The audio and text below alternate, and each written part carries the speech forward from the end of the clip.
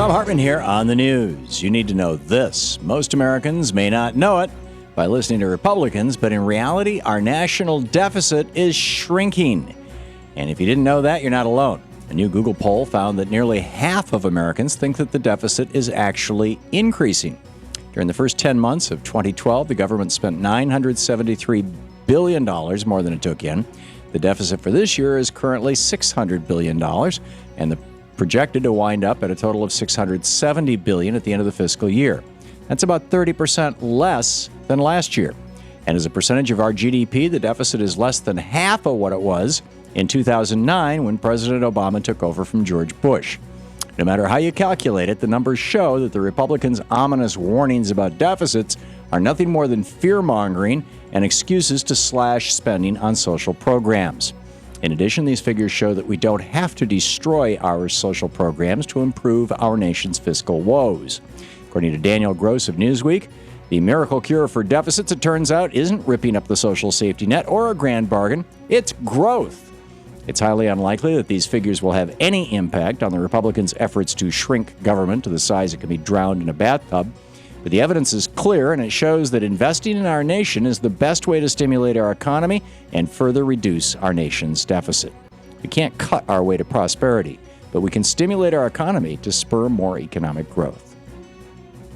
In Screwed News, on the 10th anniversary of a massive blackout in the Northeast, our nation's electrical grid still needs an update, but work to prevent more power outages is not getting done.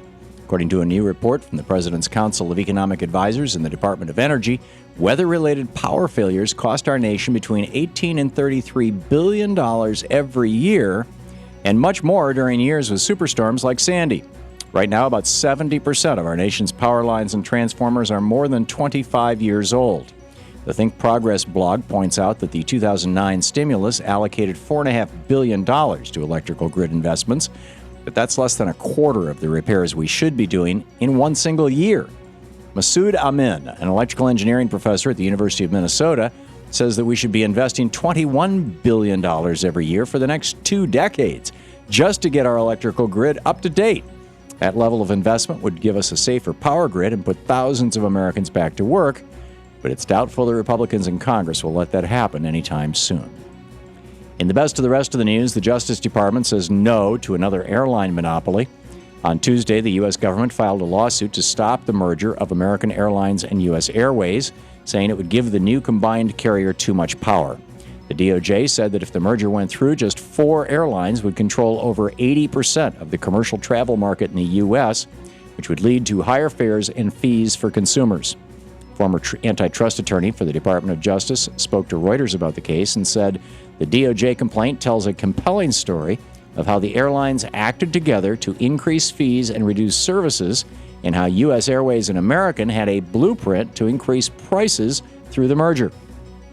Both airlines said they will launch a vigorous and strong defense against the lawsuit and argue that somehow it's going to increase competition. The Justice Department lawsuit is joined by 6 states, including Texas and Arizona, where the 2 airlines are headquartered, and has the support of many consumer advocates. After decades of consolidation and big business greed, many Americans are happy to see our Justice Department standing up to growing corporate power. Democratic Senator Kay Hagan wants Attorney General Eric Holder to review North Carolina's new voter suppression laws. In an open letter to Holder, Senator Hagan wrote that the new laws will restrict the ability of minorities, seniors, students, the disabled, and low- and middle-income citizens to take part in the democratic process.